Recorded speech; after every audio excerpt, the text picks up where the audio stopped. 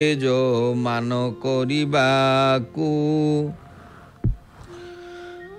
नारायण जेतेबेले शुणिदेले देवतांक ठारू सब कथा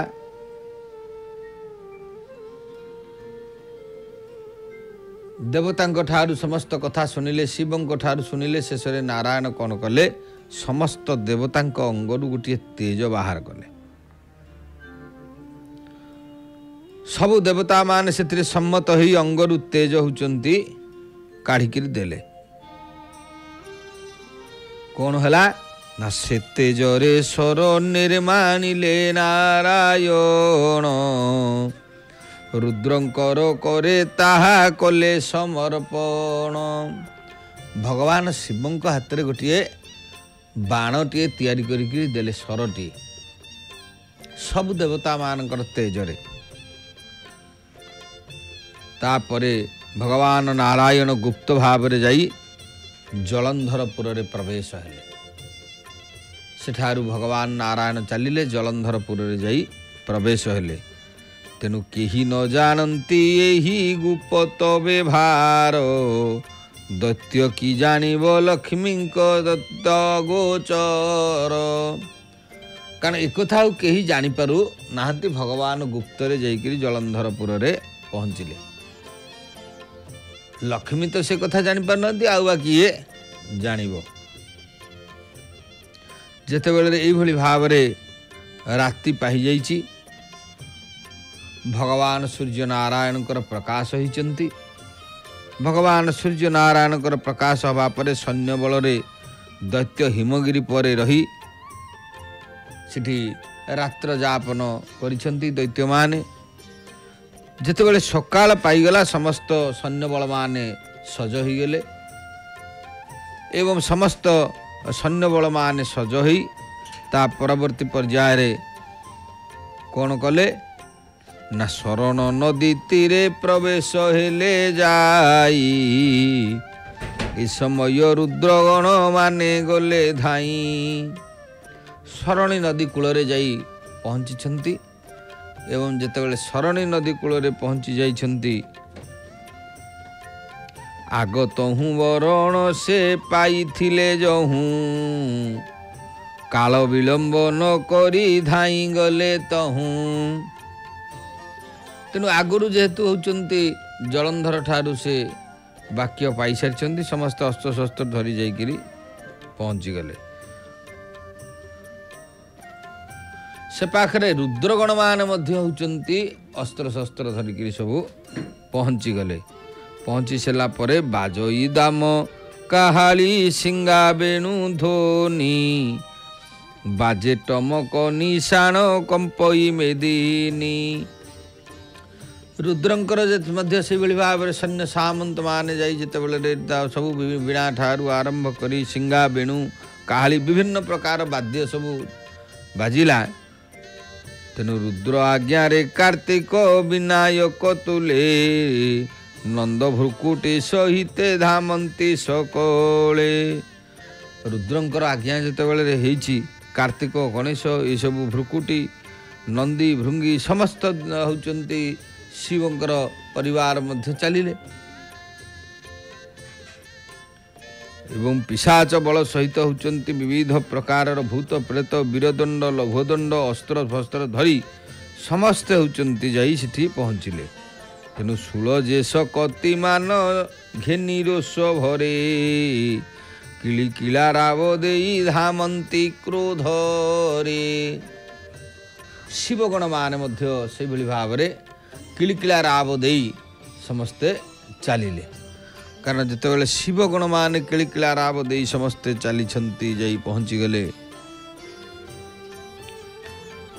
जोगी से सन्यासी मुनि ऋषि दंडधारी सिद्ध साधक सहिते पुणी दिगांबरी होचंती ऋषि मुनि मान ठारू आरंभ करी समस्ते दंडधारी जोग तपस्या चारी समस्ते आसी पहुंचले भगवान शिवंक पाखरे पर्वत मध्य समस्ते ओह्लैकरी रुद्रगण मध्य पलि आसिले असुर सैन्य समस्ते आसिक पहुंची ତେଣୁ ଯେତେବେଳେ ଏଇସବୁ କଥା ହେଲା ଅସୁରମାନେ ଦେଖୁଛନ୍ତି ଯେ ରୁଦ୍ରଗଣଙ୍କୁ ଦେଖିନ ଅସୁର ସକଳେ ଶମ୍ଭୁ ନିଶୁ ଭବଲିଣ ବେନି ଦୈତ୍ୟବୀରେ ଅସୁର ଥାଟରେ ହୋଇଛନ୍ତି ଆଗୁସାର ରୁଦ୍ରଙ୍କ ଥାଟେ କାର୍ତ୍ତିକେଶ୍ୱର ବୀରବର।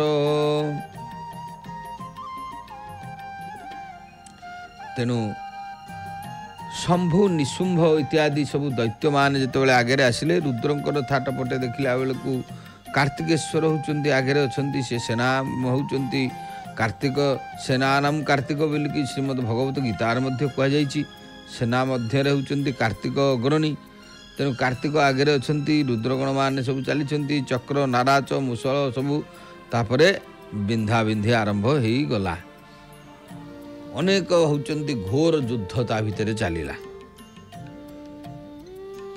ବିଭିନ୍ନ ପ୍ରକାର ଯୁଦ୍ଧ ବାଦ୍ୟ ସହିତ ତିନିପୁର ପ୍ରକମ୍ପିତ ହେଲା ଏବଂ ଦୁଇ ପଟର ସୈନ୍ୟଙ୍କ ସହିତ ଯେତେବେଳେ ଯୁଦ୍ଧ ଆରମ୍ଭ ହେଇଗଲା ଆଉ ନିର୍ଘାତ ହୋଇନ ସେ କରନ୍ତି ବାଣ ବୃଷ୍ଟି ନୟନକୁ ମଧୁମୟ ଦେଖାଯାଏ ସୃଷ୍ଟି। ଉଭୟ ଥାଟରେ ହେଉଛନ୍ତି ମୁଖରାବ ଗୋଳ ସବୁଥିରେ ବସୁନ୍ଧରା କୋଳାହଳ ହେଲା ଏବଂ ଯୁଦ୍ଧ ଆରମ୍ଭ ହୋଇସାରିଛି। ଯାହାକି ସରଣୀ ନଦୀ କୂଳରେ ରଣ ଅପ୍ରମିତ ଚାଲିଲା। ବେନି ଜନଙ୍କର ଯୁଦ୍ଧ ହେଲା, ଅବିରତ ଯୁଦ୍ଧ। ବିଭିନ୍ନ ପ୍ରକାରର ଅସ୍ତ୍ରଶସ୍ତ୍ର ହେଉଛନ୍ତି ବର୍ଷଣ ମଧ୍ୟ କଲେ। ରୁଦ୍ରଗଣମାନେ ମଧ୍ୟ ଅନେକ ଅସ୍ତ୍ରଶସ୍ତ୍ର ପ୍ରୟୋଗ କଲେ ଏବଂ ରାକ୍ଷସମାନେ ମଧ୍ୟ ଅସ୍ତ୍ରଶସ୍ତ୍ର ପ୍ରୟୋଗ କଲେ। ତେଣୁ ଅସଂଖ୍ୟ ଅସଂଖ୍ୟ ସୈନ୍ୟ ମଲେ ରଣସ୍ଥଳେ ସମସ୍ତଙ୍କୁ କାର୍ତ୍ତିକ ଯେ ପ୍ରାଣେ ବିନାଶିଲେ। ଦୈତ୍ୟମାନଙ୍କର ଅନେକ ଅସୁରମାନଙ୍କୁ ହେଉଛନ୍ତି କାର୍ତ୍ତିକ ବିନାଶ କରିଦେଲେ। ପଡ଼ିଲା ଅସଂଖ୍ୟ ମଡ଼ା ପୁରିଲା ଧରଣୀ ବହିଲାର କତ ନଦୀ ସମୁଦ୍ରକୁ ଜିଣି। ଯେତେବେଳେ ଯୁଦ୍ଧ ଘମାଘୋଟ ଚାଲିଲା ଅନେକ ମଧ୍ୟ ସୈନ୍ୟମାନେ ମଲେ। ଏଇଭଳି ଭାବରେ ଯେତେବେଳେ ଚାଲିଲା ତେଣୁ ଭୀମନ ସହିତେ ଯେ ଆବର ଭଦ୍ରସେନ ରଣେ ମାରି ପଳାଇଲେ ଅସୁର ସୈନ୍ୟ। ଭୀମ ସହିତରେ ହେଉଛନ୍ତି ଭଦ୍ରସେନ ଇତ୍ୟାଦି ଶିବଗଣମାନେ କ'ଣ କରିଛନ୍ତି, ରଣରେ ହେଉଛନ୍ତି ଅସୁର ସୈନ୍ୟମାନଙ୍କୁ ସବୁ ମାରି ପକାଇଲେ। ଏବଂ ଶିବ ସୈନ୍ୟ ଧର୍ମ ବଳରେ ସେଦିନ ହେଉଛନ୍ତି ଯୁଦ୍ଧକୁ ଜୟ କରି ମଧ୍ୟ ଯୁଦ୍ଧ ତାପରେ ସମୟ ଅନୁସାରେ ବନ୍ଦ ହେଲା। କାରଣ ଯୁଦ୍ଧର ଗୋଟେ ନିୟମ ଅଛି, ସେ ନିୟମ ଅନୁସାରେ ଯୁଦ୍ଧ ହେବ। ତେଣୁ ତା ସମୟ ଯେତେବେଳେ ହେଲା ସେ ଯୁଦ୍ଧ ମଧ୍ୟ ବନ୍ଦ ହେଲା। କାରଣ ଭଗବାନ ରବି ନାରାୟଣ ଯିଏ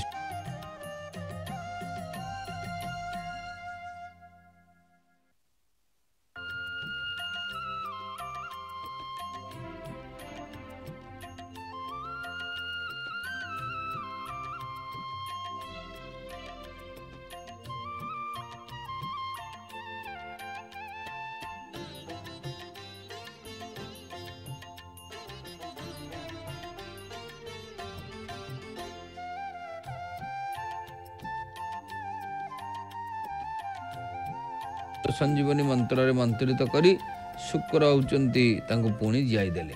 ଯେମିତି ନିଦରୁ ଉଠନ୍ତି ସେଭଳି ଭାବରେ ପୁଣି ସମସ୍ତେ ଉଠିଲେ। ଜଳନ୍ଧର ପାଖରେ ଯାଇକି ହାଜର ହୋଇଛନ୍ତି। ତେଣୁ ପୁଣି ତା ପରଦିନ ଯୁଦ୍ଧ ଆରମ୍ଭ ହେଲା। ଉଭୟ ଥାଟ ମଧ୍ୟରେ ଘୋର ଯୁଦ୍ଧ ବି ଚାଲିଲା। ରୁଦ୍ରଗଣମାନେ ହେଉଛନ୍ତି ଅସୁରମାନଙ୍କୁ ଅନେକ ପ୍ରକାର ଅସ୍ତ୍ର ମାରିଲେ, ତାଙ୍କର ପ୍ରାଣ ଘେନି କେନନ୍ତି। ତେଣୁ ରାତ୍ର ହେଲେ ଭୃଗୁସୂତ ରଣାଙ୍ଗରେ ଆସନ୍ତି, ମୃତ ଅସୁରଙ୍କୁ ମଧ୍ୟ ପୁଣି ଜିଆଇ ଦିଅନ୍ତି। ଏମିତି ଦେବତା ଅସୁରଙ୍କର ଯେତେ ଯୁଦ୍ଧ ହେଲା, ଅସୁରମାନେ ଯେତେ ମଲେ ତାକୁ ପୁଣି ହେଉଛନ୍ତି ରାହୁ ଯିଏକି ଶୁକ୍ରାଚାର୍ଯ୍ୟ ମୃତ ସଞ୍ଜୀବନୀର ଅଧିକାରୀ, ଯେହେତୁ ସେ ସମସ୍ତଙ୍କୁ ଆସି